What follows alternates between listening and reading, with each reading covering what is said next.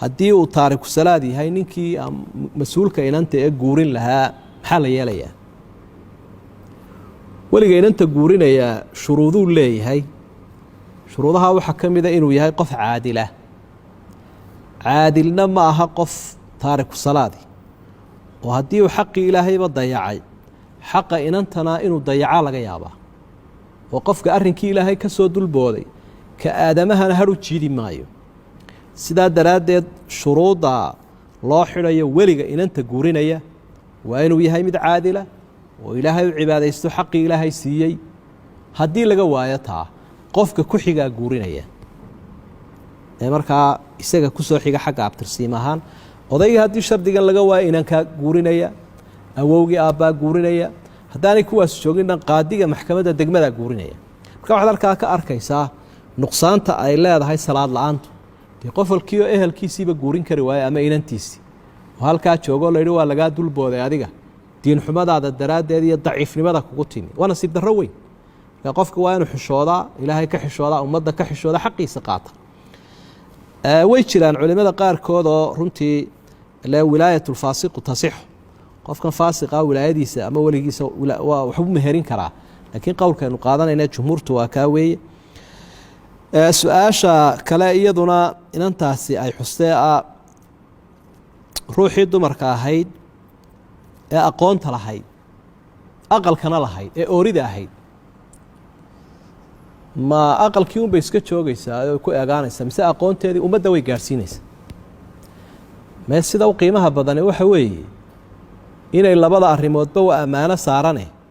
labadaba kaalin buux isku noqoto labadaydaba waa inay labadaba iswaafajisaa iyadoo dabcan ay sii kala horeeyaan waajibaadkiyo waajibka ka saaran ubadkeeda iyo aqalkeeda iyo odaygeeda ayaa kow ah oo qofku marka uu intaa ehelkiisa ee agtiisa ah uu daryeelo ayuu dadka kalena wax ku tari karaa markuu intaa dayacana dee cid kalena waxba kuma tarayo kala duintiisii bay nagu soo daayey marka waxyaabaha muhiimkaa waxaa ka mida saygeeda inay kala tashato oo isla fahmaan hawshaydii ubadkii aqalkii kol haddaan daryeelay ama dadkii iga saacidayeyba ay dee hawshan ii qabanayaan adigiina wax kaa dayacanaya waxaan kugu dulmiyayaa toona aanu jirin maxaad ka qabtaa diinta ilaaha inaan kaalintayda ku darsado oo dadkii aan waxbaroon aqoontii u kordhiyo ehelkii iyo asxaabtii iyo ummaddiiba marka qofkii caqli leh wuu ku saacidayaa waana u fududaynayaa wadatashiga qoyskuna iyo in la israaligeliyaana aad bay muhiim u tahay si qoysku aanu inooga dumin markaa nebigu sala allahu calayhi wasalam markuu ka warramayey ruuxa dumari kolkay soomayso soo sunno ah wuxuu lahaa mar hadduu ninkeedu joogo idan iyo fasaxa ka qaadato dacwaddiina waa saasoo kaleoo iyadana fasaxaasay ka qaadan doontaa markaa sidaasay dadkii wax ku bari dumarkii saalixaadka ahaa hadday yihiin asxaabtii iyo hadday yihiin salafkiiba saasay dacwadda ku faafin jireen oo raggooda ay jihaadka u raaci jireen dacwadda u raacayeen diinta ula faafinayeen ilaahayna markuu la hadlayey xaasaskii nebiga wuxuu uhi wadkurna maa yutlaa fii buyuutikunna min aayaati illaahi waalxikma waxaad dadka gaadhsiisaan oo gudbisaan aayadahan iyo axaadiidan guryihiinna lagu akhriyayo ee nebi maxamed lagu soo dejinaya sala allahu calayh wasalam sidaasay markaa nusuus badan iyo daliilo badan iyo axaadiid badani xaasaskii nebiga inaga soo gaadheen dumar badan baa markaa muxadisiintan aad garanaysa ee kutubaha inoo qoray shuyuukhdooda iyo culimmadoodu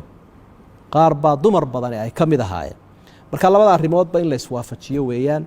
sidaasay markaa cilmi maadiyah iyo mid diiniyaba wixii ay hablaheennu inoo hayaan saasaynu kaga faa'idaysanaynaa maadaama xil saaran uu yahay howluhuna sii kala horeeyaan markaa saasaa la isu waafajinayaa oo aan mid loo dayacaynin insha allahu tacaala aad iyo aad baa u mahadsantihiin ilaahayna waxaan ka baryayaa wixii aynu isu sheegayno inuu ka dhiga mid xaqa oo sawaaba oo uu inaga dhiga min aladiina yastamicuuna alqowla fayatabicuuna axsanah idinkuna runtii aad baa u mahadsantihiin su-aalo muhiimana waa soo bandhigteen insha allah waxaan rajaynaynaa waxyaabaha aynu ka hadlaynana allah idin sakhira idinka iyo hablaha kaleba intaasaynu kusoo koobi doonaa aad iyo aadna waa mahadsantihiin wasalaamu calaykum waraxmat ullaahi wabarakaatu